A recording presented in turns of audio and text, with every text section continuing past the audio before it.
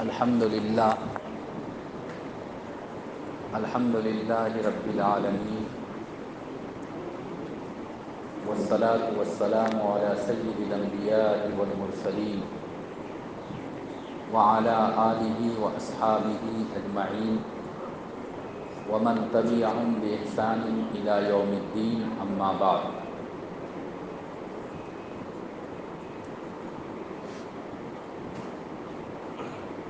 اعوذ باللہ من الشیطان الرجیم، بسم اللہ الرحمن الرحیم۔ وَإِذْ قَالَ إِبْرَاهِيمُ رَبِّ أَرِنِي كَيْفَ تُحْيِي الْمَوْتَىٰ قَالَ أَوَلَمْ تُؤْمِنْ قَالَ بَلَىٰ وَلَٰكِنْ لِيَطْمَئِنَّ قَلْبِي۔ وقال اللہ تبارک وتعالی انہم فتیۃ آمنوا بربہم وزدناہم ہدی۔ وقال النبی صلی اللہ علیہ وسلم اغتنم خمسا قبل خمس، شبابک قبل حرمک، او کما قال علیہ الصلاۃ والسلام۔ اللہم صلی علی سیدنا و مولانا محمد وعلی آلہ واصحابہ وبارک وسلم۔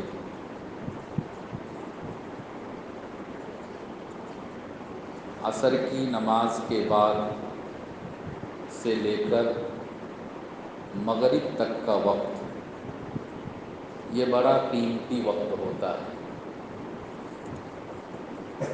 آپ حضرات کے طفیل میں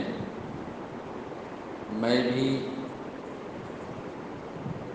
دین کی اس مجلس میں شریک ہو سکا۔ اللہ تعالی ہم سب کے شریک ہونے کو قبول فرمائے، اور جو باتیں کہی جائے اللہ صحیح کہنے کی، اخلاص کے ساتھ کہنے کی، اور ان تمام باتوں پر ہم سب کو عمل کرنے کی توفیق عطا فرمائے۔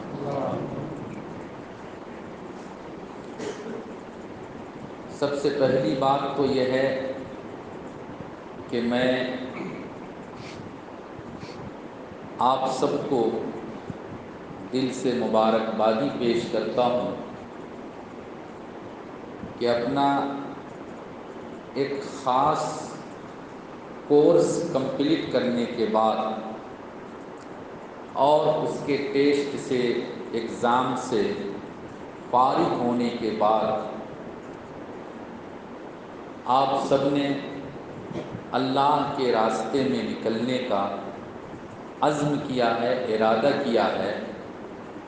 یہ واقعتاً بڑی خوشی کی بات ہے، اور اس پر میں آپ حضرات کو جتنی مبارکبادی پیش کروں وہ کم ہے۔ اللہ تعالی آپ سب کے ارادے کی تکمیل فرمائے، نکلنا آسان فرمائے، اور نکلنے کے بعد اللہ تعالی ان تمام اعمال کی توفیق عطا فرمائے جن اعمال سے اللہ خوش ہوتا ہے۔ اللہ کے رسول صلی اللہ علیہ وسلم کی سچی محبت دل میں پیدا ہوتی ہے۔ اللہ تعالیٰ ان تمام اعمال کی ہم سب کو، آپ سب کو توفیق عطا فرمائے۔ دوسری بات، خاص طور پہ نیٹ سے فارغ ہو کر، نیٹ کا ٹیسٹ کمپلیٹ کر کے ہمارے جو اسٹوڈنٹ اللہ کے راستے میں نکل رہے ہیں، یہ سب کے سب اپنی زندگی کے اہم موڑ پر ایک مخصوص اور ایک بہترین منزل پر وہ کھڑے ہیں۔ یہ عمر عام طور پہ انسان کے بگڑنے کی بھی عمر ہوتی ہے، اور یہی عمر انسان کے سدھرنے کی اور صحیح راستے پر آنے کی بھی عمر ہوتی ہے۔ اسی لیے اللہ رب العزت نے خود قرآن کریم کے اندر نوجوانوں کا ذکر کیا۔ حضرت ابراہیم علیہ السلام کا ذکر قرآن میں آتا ہے۔ وہ جس گھر میں پیدا ہوئے تھے، ان کے جو باپ تھے وہ بدھ کی پوجا ہی نہیں کرتے تھے، بلکہ وہ بدھ بناتے تھے، مورتی بنا کر بیچتے تھے۔ اور جب ابراہیم علیہ السلام کو چھوڑ کر باقی سب لوگ میلے میں چلے گئے، ابراہیم علیہ السلام نے اپنا عذر بیان کیا، انی سقیم، کہ میں بیمار ہوں، میں آپ لوگوں کے ساتھ میلے میں نہیں جا سکتا۔ دل کی بیماری تھی، روح کی بیماری لگی ہوئی تھی، ایک فکر تھی، ایک کڑھن تھی کہ یہ اپنے ہاتھ سے بنائے ہوئے بتوں کی عبادت کرنے جا رہے ہیں جس کی کوئی حقیقت نہیں۔ حقیقت میں تو ایک اللہ کی عبادت ہونی ہے۔ ایک اللہ کی عبادت کو چھوڑ کر غیر اللہ کی عبادت کے لیے، مستی کرنے کے لیے یہ لوگ میلے میں جا رہے ہیں، میں وہاں کیسے شریک ہو سکتا ہوں؟ بہرحال ابراہیم علیہ السلام ان کے ساتھ نہیں گئے، اور انہوں نے جہاں پر قوم کے بت رکھے ہوئے تھے، مورتیاں رکھی ہوئی تھی، ایک کلہاڑی ہاتھ میں لیا اور ساری مورتیوں کو توڑ کر بڑی والی مورتی کے کندھے پر کلہاڑی رکھ دی۔ جب لوگ میلے سے واپس آئے اور اپنے معبودوں کا حال یہ دیکھا تو پوچھنے لگے کہ یہ کام کس نے کیا؟ اس موقع پر اللہ تعالیٰ نے حضرت ابراہیم علیہ السلام کا قرآن میں جو ذکر کیا، یہ نہیں کہا کہ ابراہیم نبی نے یہ کام کیا، بلکہ آپس میں لوگوں نے جو چرچا کیا، سمعنا فتن یذکرہم یقال لہ ابراہیم، ایک نوجوان کے بارے میں ہم نے سنا۔ فتن کے معنی آتا ہے بھرپور جوانی، فل جوان ہے، 18 سال 20 سال 25 سال کی عمر ہے۔ تو ایک نوجوان کے بارے میں ہم نے سنا جن کو لوگ ابراہیم کہتے ہیں۔ ہو سکتا ہے کہ مورتیوں کو توڑنے کا کام انہوں نے ہی کیا۔ مجھے صرف اتنا بتلانا ہے کہ اللہ نے حضرت ابراہیم کا پریچے، انٹروڈکشن جو یہاں پر کرایا، نبی کی حیثیت سے نہیں کرایا، بلکہ ایک جوان کی حیثیت سے۔ سنا کہ ایک جوان ہے جس کو لوگ ابراہیم کہتے ہیں۔ ماشاء اللہ آپ سب کے سب بھی جوان ہیں، اور جوانی کی اس مبارک عمر میں اللہ کے راستے میں نکل رہے ہیں۔ اللہ تعالیٰ آپ لوگوں سے بھی ہر ایسے کام کو ختم کرانے کا آپ لوگوں کو ذریعہ بنائے جس کام سے اللہ ناراض ہوتا ہے۔ اسی طریقے سے میں ابھی 4-5 روز سے سبق پڑھا رہا ہوں تفسیر کا، جلالین شریف ایک کتاب ہے سورہ کہف، مشہور سورت ہے سورہ کہف، اور عام طور پہ جمعے کے دن تقریباً ہر دیندار جو قرآن کی تلاوت کے عادی ہوتے ہیں، جمعہ کے دن عام طور پر وہ سورہ کہف کی تلاوت کرتے ہیں۔ سورہ کہف کی تلاوت جمعے کے دن کرنے کی کیا فضیلت ہے میں آج نہیں بتلاؤں گا۔ آپ سب کے سب ماشاء اللہ کے راستے میں نکل رہے ہیں، مجھے یقین ہے کہ آپ لوگ جانتے ہیں، اور نہیں جانتے ہیں تو ان 40 دنوں میں ضرور یہ حدیث آپ کی نظر سے گزرے گی، سیکھیں گے اور عمل کریں گے، عمل کی نیت لے کر آئیں گے، ہمیشہ اللہ عمل کی توفیق دے گا، یہ جذبہ لے کر آئیں گے۔ تو یہ جو کہف ہے، کہف کے معنی تو غار، سرنگ، جیسے یہاں سے جو لوگ خاص طور پہ برات بیری جاتے ہیں تو لامڈنگ سے لے کر بدرپور تک تقریباً 30-35 یہ سرنگ آتا ہے۔ ایک سورن وہ ہوتا ہے جو ایک طرف سے دوسری طرف نکل جانا۔ پہاڑ کے اندر ایک غار وہ ہوتا ہے جو روم کے طرح بنا ہوا ہو، پیچھے پتھر ہے، ادھر بھی پتھر ادھر بھی پتھر، سامنے سے چھوٹا سا دروازہ ہے یا بڑا دروازہ ہے، اس کو کہف کہا جاتا۔ اللہ تعالیٰ نے سورہ کہف کو جو نازل کیا اس میں خاص طور پہ اصحاب کہف یعنی اس غار میں تقریباً کیا پورے 300 سال تک اللہ نے 7 بندوں کو سلا کر رکھا، نیند میں رکھا، اور 300 سال کمپلیٹ ہونے کے بعد ان کو دوبارہ زندہ کیا۔ عجیب و غریب گھٹنا کہانی ہے، واقعہ ہے۔ تو ان کے بارے میں اللہ نے قرآن میں جو جملہ سینٹینس استعمال کیا، ان کا جو پریچے کرایا، ان کا جو تعارف کرایا، تو اللہ نے کہا انہم فتیۃ آمنوا بربہم وزدناہم ھدی۔ انہم فتیۃ، وہ کچھ نوجوان تھے، وہ کچھ نوجوان تھے، ان کے ملک کے تقریباً سارے کے سارے لوگ غیر اللہ کی عبادت کرتے تھے، بتوں کی پوجا کرتے تھے، غیر کی عبادت میں وہ سب کے سب مبتلا تھے۔ انہم فتیۃ، یہ چند نوجوان تھے، آمنوا بربہم، جنہوں نے اپنی قوم کو چھوڑ کر، اپنے ماں باپ کو چھوڑ کر، اپنے سرپرستوں کو، لیڈر کو، مربی کو چھوڑ کر، آمنوا بربہم، اپنے رب پر ایمان لایا، وزدناہم ھدی، اللہ نے فرمایا کہ ہم نے ان کی ہدایت کو بڑھا دیا، ان کو خوب بیشی بیشی ہدایت عطا کی۔ ماشاء اللہ، آپ سب کے سب نوجوان ہیں، ایک ایسے سماج سے، ایک ایسی جگہ سے اٹھ کر آپ جماعت میں جا رہے ہیں کہ جب یہاں مارکیٹ میں نکلیے تو گناہوں ہی کا کام نظر آتا ہے۔ مسجد سے نکل جانے کے بعد نہ جانے کس کس طرح کے گناہوں میں لوگ مبتلا ہے۔ الحمدللہ آپ اس ماحول سے نکل کر، آپ اس سماج سے نکل کر، آپ اس سوسائٹی سے نکل کر، آپ اللہ کو راضی کرنے کے لیے اللہ کے راستے میں نکل کر جا رہے ہیں۔ اللہ تعالیٰ آپ کے ایمان کو بڑھائے، آپ کی یقین کو بڑھائے، آپ کے وشواس کو، آپ کے عقیدے کو مضبوط کرے، یہ ہماری دعا ہے۔ اللہ آپ سب کو قبول فرمائے۔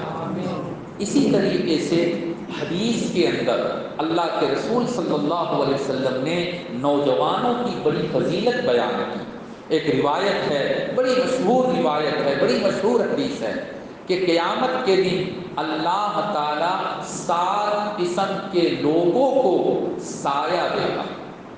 سورج بالکل قریب ہوگا، لوگ گرمی سے پریشان ہوں گے، پسینے میں شرابور ہوں گے، چین اور سکون نہیں مل رہا ہوگا۔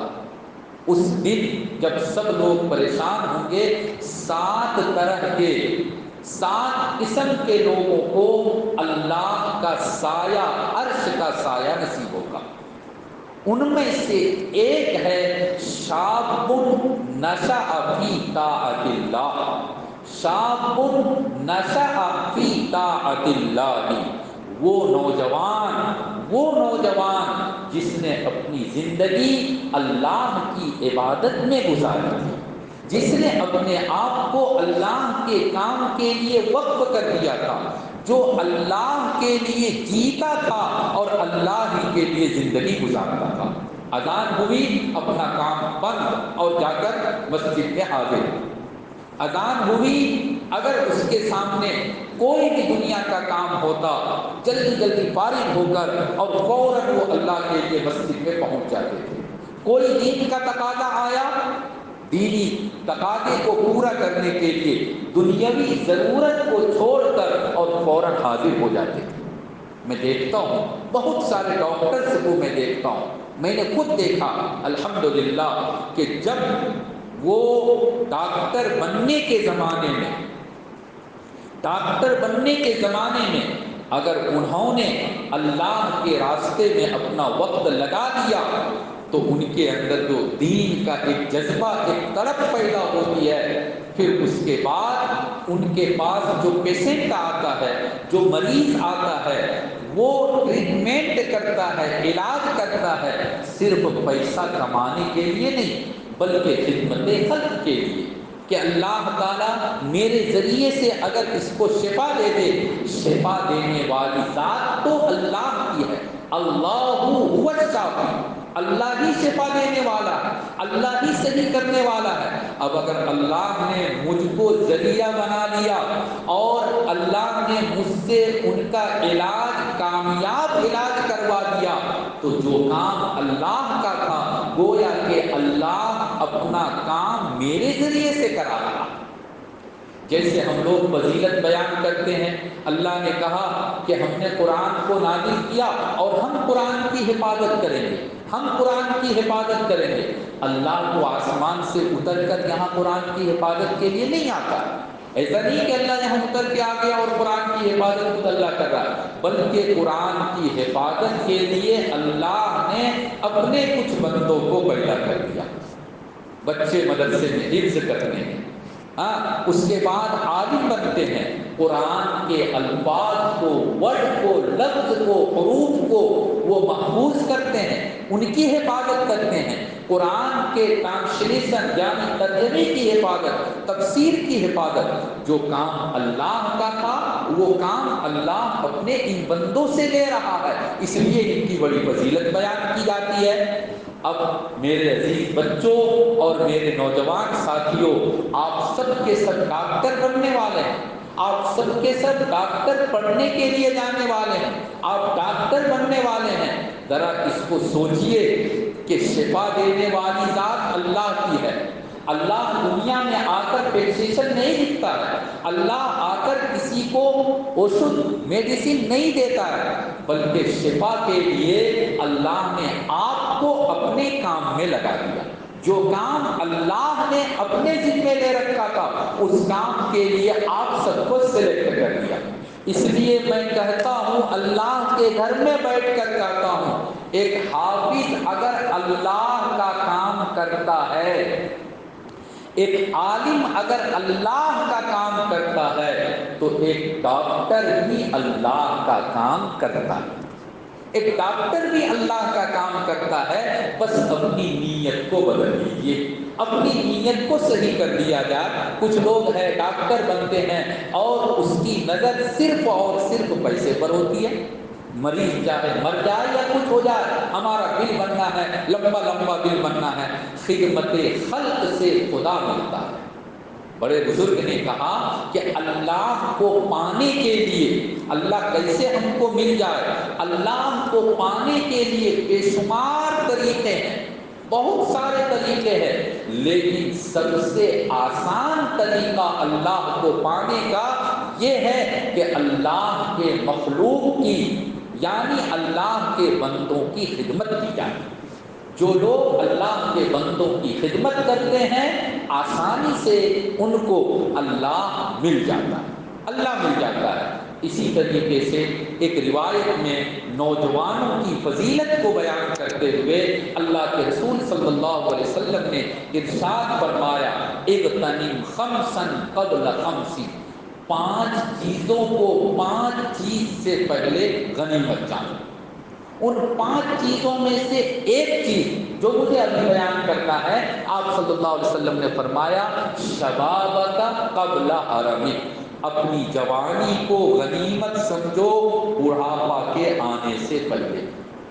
کوئی بوڑھا ہو گیا، آج اس کے گھٹنوں میں درد ہے، آج ان کی کمر میں درد ہے، جھک کر چلتے ہیں، بلڈ پریشر کی بیماری ہے، ہائی پریشر کی بیماری ہو گئی، ڈائبٹیز کی بیماری ہو گئی، نہ جانے کس کس بیماری میں وہ مبتلا ہو گیا، بڑی مشکل سے مسجد آتا ہے، ورنہ مسجد آنا بھی مشکل ہو جاتا ہے۔ نوجوانوں، اللہ کا کرم ہے کہ آپ اچھے ہیں، اللہ نے آپ کو تندرستی دی ہے، اللہ نے آپ کو صحت دیا ہے، اللہ نے آپ کو اچھا ہیلتھ دیا ہے۔ اس جوانی کو غنیمت سمجھنا چاہیے اور جتنا زیادہ سے زیادہ ہو اللہ کے راستے میں اور ہر اس کام میں اپنی جوانی کا حصہ لگانا چاہیے جس کام سے اللہ خوش ہوتا ہے، اللہ کے رسول صلی اللہ علیہ وسلم خوش ہوتے ہیں۔ اب انہی کاموں میں سے آج کے دور میں، آج کے یگ میں اور اس ٹائم میں ایک بہت ہی اہم کام ہے اللہ کے راستے میں نکل جانا۔ دعوت اور تبلیغ کی ایک فکر لے کر اللہ کے راستے میں نکل جانا۔ الحمدللہ اللہ تعالیٰ نے آپ سب کو اس کام کے لیے قبول کیا۔ آپ سب کے سب یہاں آ چکے ہیں، انشاءاللہ آئندہ کل آپ سب کی روانگی ہوگی۔ بس اس سلسلے میں 2-3 باتیں آپ حضرات سے مجھے عرض کرنی ہے۔ پہلی بات تو یہ ہے کہ ہم اور آپ جماعت میں کیوں جا رہے ہیں، دعوت کے راستے میں، تبلیغ میں کیوں جا رہے ہیں؟ تو یاد رکھیے، ہم اور آپ یہ کام کرتے ہیں اپنے ایمان کو مضبوط کرنے کے لیے۔ ایسا نہیں کہ ہمارا ایمان نہیں ہے، اللہ پر ایمان ہے، اللہ کے رسول صلی اللہ علیہ وسلم پر ایمان ہے۔ ماشاءاللہ آپ سب کے سب اجمل سپر 40 میں پڑھے ہوئے ہیں، وہاں ہر کیمپس میں، ہر جگہ میں نماز کے لیے جگہ ہے۔ اس کا مطلب ہے کہ اگر آپ کو ڈاکٹر بنانے کی مینجمنٹ نے فکر کی تو آپ کو نمازی بنانے کی بھی فکر کی۔ ابھی کچھ دنوں پہلے جناب سراج الدین اجمل صاحب سے ہمارے مدرسے کے ایک صاحب کی گفتگو ہو رہی تھی، بات ہو رہی تھی، تو میں بھی گیا تھا کبھی جوگی جان میں، جو وہاں پر اسکول نیا کھلا ہے بچوں کے لیے، کلاس 6 سے یا 8 سے جو بچوں کا ایڈمیشن ہوتا ہے، تو وہاں نماز کے لیے جتنی فیسلٹی ہونی چاہیے اتنی نہیں ہے، یا اور کسی جگہ کی شکایت آئی کہ وہاں نماز کے لیے اچھا سویدھا نہیں ہے، تو جناب سراج الدین اجمل صاحب نے کہا کہ ضرورت پڑنے پر کسی کلاس روم کو نماز کے لیے بنا دو، ایک کلاس چاہے کم کر دو، لیکن نماز کے لیے اسویدھا ہو، پریشانی ہو، یہ ہمارے یہاں برداشت نہیں کیا جائے گا۔ اس کا مطلب کیا ہے کہ جتنی تعلیم کی فکر ہے، جتنی ایجوکیشن کی، پڑھائی کی فکر ہے، اس سے کہیں زیادہ اجمل سپر 40 کے ذمہ داروں کو، مینجمنٹ کو، اپنے اسٹوڈینٹس کو نمازی بنانے کی فکر ہے۔ تو الحمدللہ آپ سب کے اندر ایمان ہے، ایمان والے ہیں، اب دعوت کے راستے میں نکل رہے ہیں، 40 دن کے لیے جا رہے ہیں۔ کیوں جا رہے ہیں؟ اپنے ایمان کو اور مضبوط کرنے کے لیے، اپنے ایمان کو اور مضبوط کرنے کے لیے۔ کہیں ایسا نہ ہو کہ ہم ڈاکٹر بننے کے بعد ہمارے اندر تکبر پیدا ہو جائے، غرور اور گھمنڈی پیدا ہو جائے کہ دیکھو اس ہاسپٹل میں 10 ڈاکٹرز ہے اور سب سے زیادہ پیشنٹ میرے پاس آتا ہے۔ اس کا مطلب ہے کہ میرے اندر یہ پاور ہے، میرے اندر شکتی ہے اور میرے اندر یہ صلاحیت ہے کہ میں بڑے سے بڑے مریض کو، بڑے سے بڑے پیشنٹ کو اپنی دوا کے ذریعے صحیح کر سکتا ہوں۔ یہ تکبر اور غرور پیدا نہ ہو جائے، اپنا ایمان اللہ پر کہ اللہ ہی شفا دینے والا ہے، اللہ ہی صحت دینے والا ہے، یہ ایمان ہمارا مضبوط ہو جائے۔ اب سوال یہ ہے کہ ایمان مضبوط کیسے ہوگا؟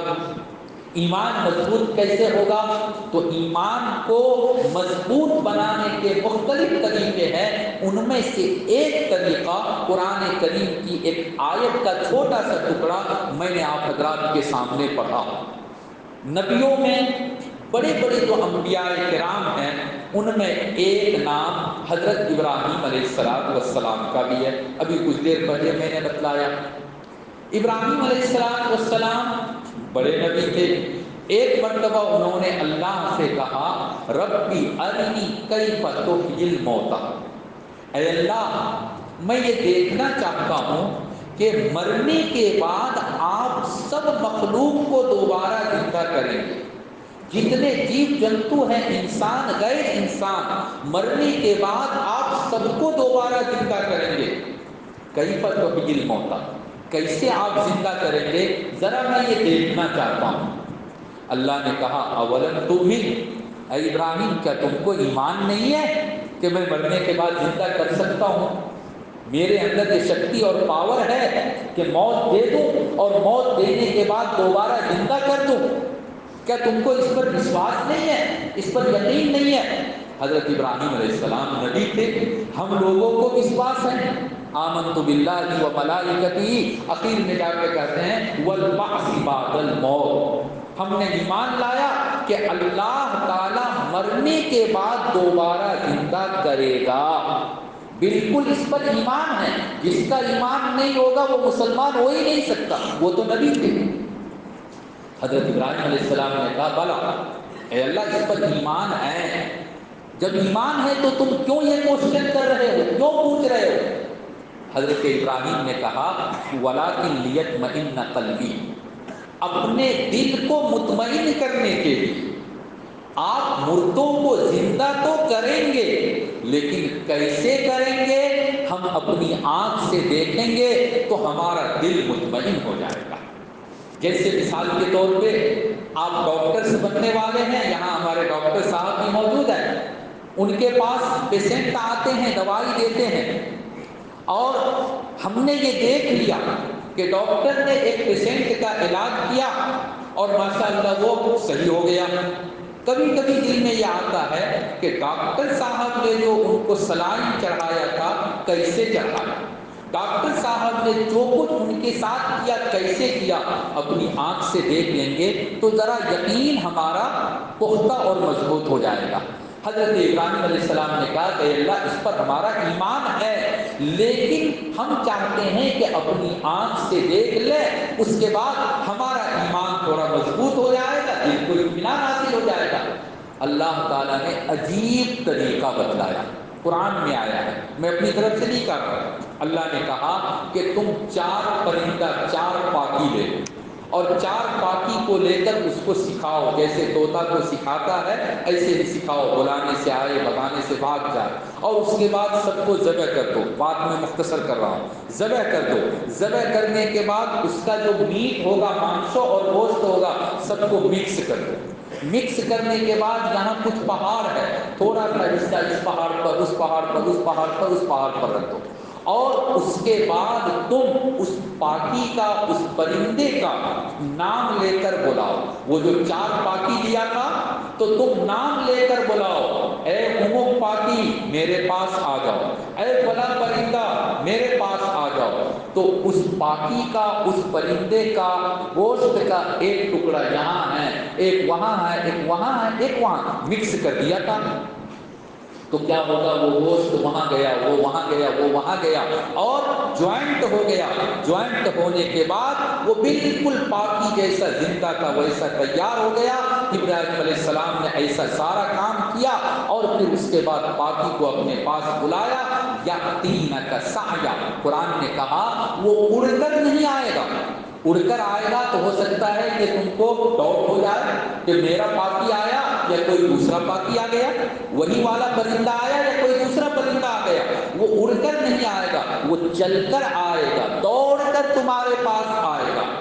حضرت ابراہیم علیہ السلام نے یہ کام کیا۔ مجھے یہاں جو بتلانا ہے وہ یہ بتلانا ہے کہ تفسیر کی کتابوں میں لکھا ہے کہ وہ جو 4 پاکی ابراہیم علیہ السلام نے لیا تھا، ایک لیا تھا میور، مور، میور کہتے ہیں نا آپ لوگ، میور، اور دوسرا لیا تھا کوا، کوا تو جانتے ہی ہیں، تیسرا لیا تھا گدھ۔ ہو سکتا ہے کہ گدھ نہ سمجھ میں آئے، یہاں سلہٹی بھاشا میں شاید حکم کہتے ہیں، مولانا شگن، شگن کہتے ہیں نا، بڑا سا ہوتا تھا، اب تو نظر بھی نہیں آتا ہے، تو شگن۔ اور چوتھا جو پاکی تھا وہ تھا مرغا، مرغ۔ مفسرین کرام نے اس میں بڑی باریک نکتہ اور علمی بات بیان کیا کہ اس کے علاوہ اور بھی تو بہت پاکی ہیں، لیکن یہی 4 پاکی کیوں لیا؟ یہ آپ لوگوں کو اصل میں سمجھنا ہے، میرے بھائیوں اور میرے نوجوان ساتھیوں، اللہ کے راستے میں نکلنے والوں، اپنا ایمان مضبوط کرنے کے لیے نکل رہے ہیں۔ کیسے ایمان مضبوط ہوتا ہے وہ ہم اور آپ سمجھ رہے ہیں۔ تو مفسرین نے، علماء نے لکھا ہے کہ میور کو لینے کا کارن یہ تھا کہ اصل میں یہ جو چار پاکی ہے، ان چاروں پاکی، چاروں پرندوں کے اندر ایک ایک بری بات، بری خصلت، بری عادت پائی جاتی ہے۔ اللہ نے یہ کہا کہ اے ابراہیم، یہ چار پاکی ہے، چار پاکی کی چار بری عادت، بری خصلت ہے، تم نے چاروں پاکی کو ذبح کیا۔ اس کا مطلب ہے ایمان کو اگر مضبوط کرنا ہے تو یہ جو چار بری عادت اور بری خصلت ہے، تم اس کو ذبح کر دو، یعنی اپنی ذات سے، اپنے جسم سے، اپنے شریر سے، اپنے اندر سے ان چاروں عادت کو ختم کر دو، تمہارا ایمان مضبوط ہو جائے گا۔ وہ چار کیا ہے؟ میور۔ میور کے اندر سب سے بری بات جو پائی جاتی ہے وہ ہے تکبر، غرور، گھمنڈی۔ جب وہ اپنا دفنہ دیکھتا ہے تو خوش ہوتا ہے، اور اس کے بعد وہ اپنے سے ڈانس کرنے لگتا ہے، اور وہ سمجھتا ہے کہ مجھ سے زیادہ بیوٹیفل، مجھ سے زیادہ خوبصورت اور کوئی باقی اور پرندہ نہیں ہے۔ تکبر۔ میرے فیوچر کے ڈاکٹرز حضرات اور میرے بالکل بڑے ہی قابل احترام، میں آپ سب کا سمان کرتا ہوں، آپ اللہ کے راستے میں نکل رہے ہیں، بالکل آپ کے اندر غرور، گھمنڈی، تکبر نہیں ہے، بالکل نہیں ہے، لیکن شیطان آپ کے ساتھ لگا ہوا رہے گا، شیطان آپ کے ساتھ لگا ہوا رہے گا۔ ہو سکتا ہے آپ نے تو اپنا ایک مارکس نکال لیا کہ میرا ٹیسٹ میں جو ٹیسٹ دیا، نیٹ کا ایگزام دیا، مجھ کو کتنا مارکس ملنے والا ہے وہ تو آپ کو پتہ چل گیا۔ مان لیجئے کہ آپ کا مارکس ہے 710، 710، اور آپ کا ایک ساتھی ہے اس کا مارک ہے 69، یعنی 690 اس کا مارکس ہے۔ اب خدمت میں آپ کا نام آ گیا، برتن دھونے میں آپ کا نام آ گیا، اور تعلیم میں اس کا نام آیا جس کا مارکس کم ہے۔ وہاں شیطان آ کر آپ کو دھوکہ دے سکتا ہے، ارے تیرا ایڈمیشن تو ایمس میں ہونے والا ہے، اور تمہارا یہ ساتھی ہے اس کا ایڈمیشن پتہ نہیں گوہاٹی میں ہوگا، سلچر میں ہوگا، بارپیٹا میں ہوگا، کہاں ہوگا، ایمس میں نہیں ہو سکتا ہے، تمہارا مارکس زیادہ ہے، تم برتن صاف کر رہے ہو اور یہ دیکھو تعلیم کر رہا ہے۔ ہو سکتا ہے کہ وہاں تکبر آ جائے۔ اگر تکبر پیدا ہو گیا، اگر یہ بات دل دماغ میں، ذہن میں آ گئی، تو پھر آپ کا ایمان مضبوط نہیں ہوگا۔ دعوت اور تبلیغ کے نکلنے کا جو اصل فائدہ ہے وہ پتہ نہیں حاصل ہو پائے گا یا نہیں ہو پائے گا۔ نمبر 1۔ دوسرا جو پرندہ ذبح کیا گیا تھا وہ تھا کوا۔ کوا کی ایک بری عادت ہے کہ اس کے اندر لالچ بہت ہوتی ہے۔ صبح کے ٹائم میں سب سے پہلے جنگل سے، کھیت سے، درخت سے اڑ کر ٹاؤن کی طرف آنے والا اگر کوئی پاکی اور پرندہ ہوتا ہے، آپ لوگ فجر کے بعد اگر مارننگ واک میں جاتے ہیں تو دیکھا ہوگا کہ سب سے پہلے ٹاؤن میں کوا آتا ہے، اور مغرب کے بعد تک وہ ٹاؤن میں رہے گا، کہیں سے کچھ مل جائے، کہیں سے کچھ مل جائے۔ لالچ بری بلا ہے، اور وہ اسی لالچ کے نتیجے میں پڑا رہتا ہے۔ ایمان کو مضبوط کرنے کے لیے جا رہے ہیں، کسی طرح کی کوئی لالچ نہیں کہ ہم اللہ کے راستے میں نکلے ہیں، گاؤں والے ہماری دعوت کیوں نہیں کرتے، کرنا ہی پڑے گا، نعوذ باللہ، نعوذ باللہ، یہ لالچ کرنا ہی نہیں ہے، بالکل یہ لالچ نہیں کرنا ہے۔ ہم ڈاکٹر بننے والے ہیں، کروڑوں کروڑ ہم کمائیں گے، یہ لالچ کرنا ہی نہیں، بالکل نہیں۔ اللہ تعالیٰ اگر مجھ سے علاج کا کام لے لے، اللہ کا کرم ہے، ورنہ میرے اندر کیا ہے؟ مجھ سے اچھے اچھے لڑکے، خوبصورت، بالکل اچھے اچھے اسمارٹ لڑکے وہ بازار میں گھوم رہے ہیں، مارکیٹ میں چکر لگا رہے ہیں۔ اے اللہ، یہ آپ کا کرم ہے، آپ کا کرم ہے کہ میں تو دیکھنے میں اتنا سندر نہیں، گھرانے کے اعتبار سے میں اتنا مالدار نہیں، لیکن پھر بھی اللہ آپ نے مجھ کو نیٹ میں کامیاب کیا اور مجھ کو ڈاکٹر بننے کا موقع دیا۔ اے اللہ، جو کچھ رہ گیا ہے اس کو صحیح سے مجھ کو کمپلیٹ کرنے کی توفیق دے دیجیے، تاکہ میں آگے چل کر خدمت خلق کر سکوں۔ لوگوں کی خدمت کر سکوں اور اللہ آپ کو راضی کر سکوں۔ لالچ کو ختم کرنا ہے۔ تیسرا پاکی اور پرندہ جو تھا، میں نے بتایا تھا شگون، نثر، گیت، اس کے اندر اب تو چونکہ نہیں ہے لہذا ہو سکتا ہے کہ آپ میں سے کچھ لوگوں نے دیکھا بھی نہ ہو، بڑے بوڑھے جو لوگ ہیں ان کو پتا ہے کہ جو شگن ہوتا تھا، اگر گاؤں میں کوئی گائے بیل مر گیا اور کھیت میں جا کر اس کو پھینک دیا، سب سے پہلے کتا آئے گا یا وہی شگن، کہاں سے اس کو خبر ملتی ہے؟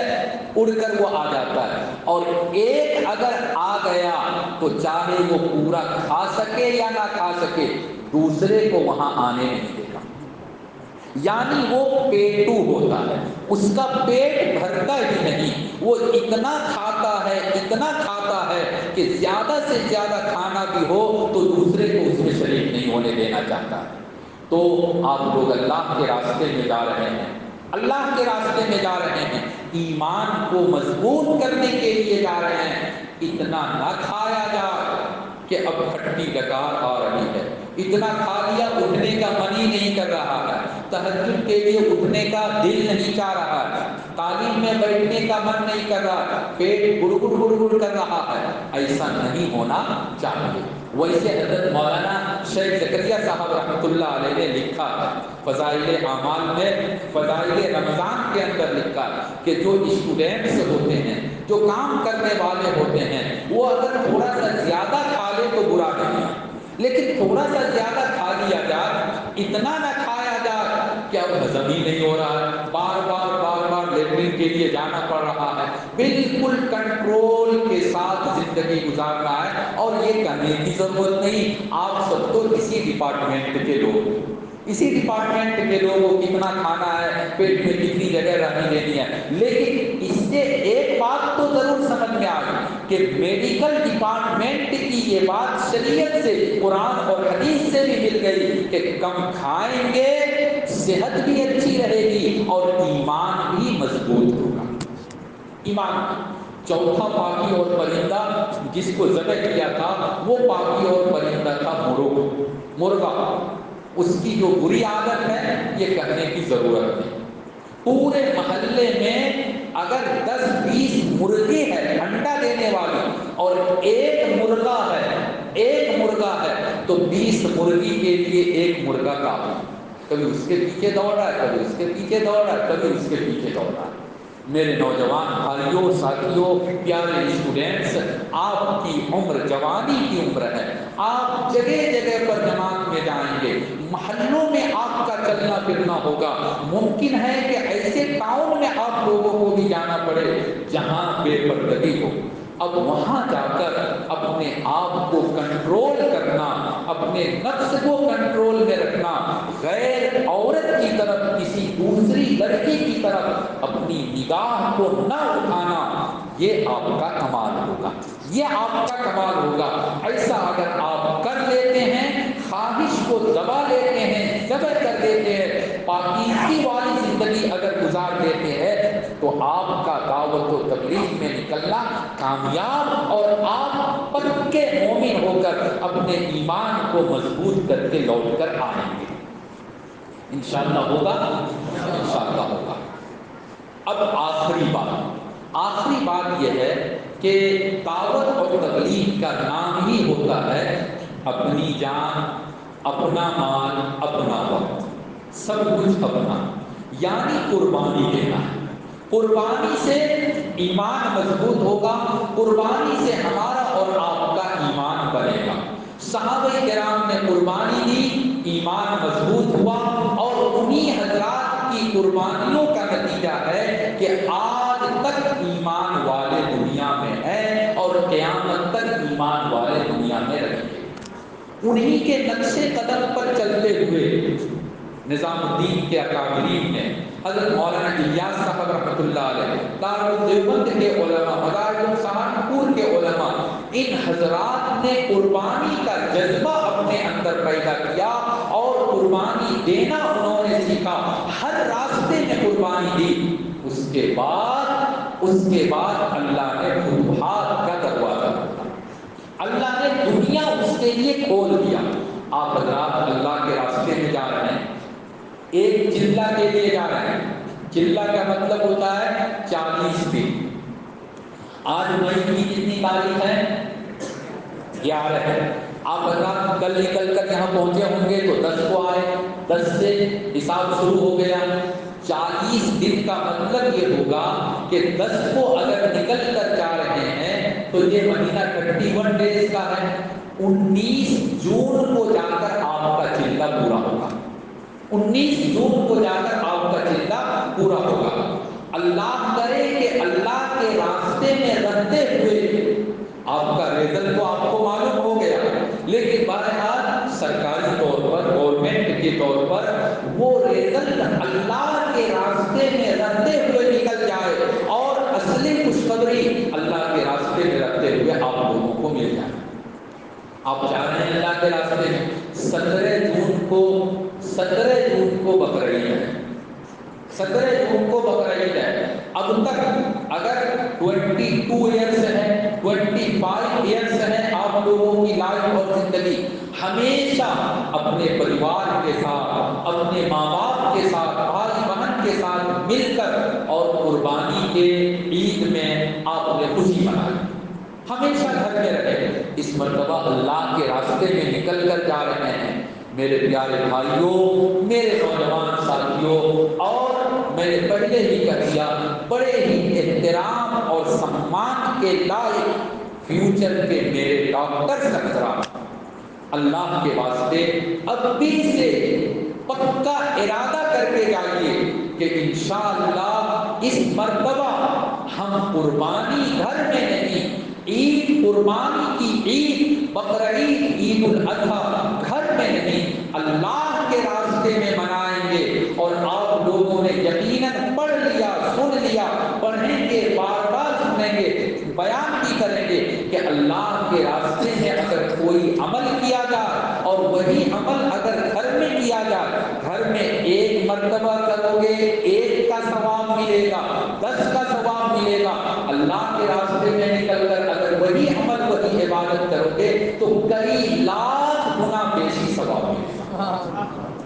ایک مرتبہ عید الاضحیٰ کی نماز ہم اللہ کے راستے میں رکھ کر پڑھیں گے، ایک مرتبہ ہم قربانی اللہ کے راستے میں رکھ کر منائیں گے، ہاں ایک مرتبہ بقرعید کی خوشی اللہ کے راستے میں رہتے ہوئے کچھ نئے ساتھیوں کے ساتھ مل کر جہاں جائیں گے وہاں کے لوگوں کو اپنا بھائی، اپنا چچا، اپنا دوست بنا کر اور اس گاؤں کے ریتی رواج کو دیکھیں گے کہ وہاں کے لوگ کیسے عید مناتے ہیں، اور یہ اللہ کے راستے میں جب اس خوشی کو منائیں گے، قربانی دیں گے، تو یقین جانیے کہ آپ کی یہ قربانی رنگ لائے گی اور اللہ کے راستے میں نکلنا آپ لوگوں کا کامیاب ہوگا۔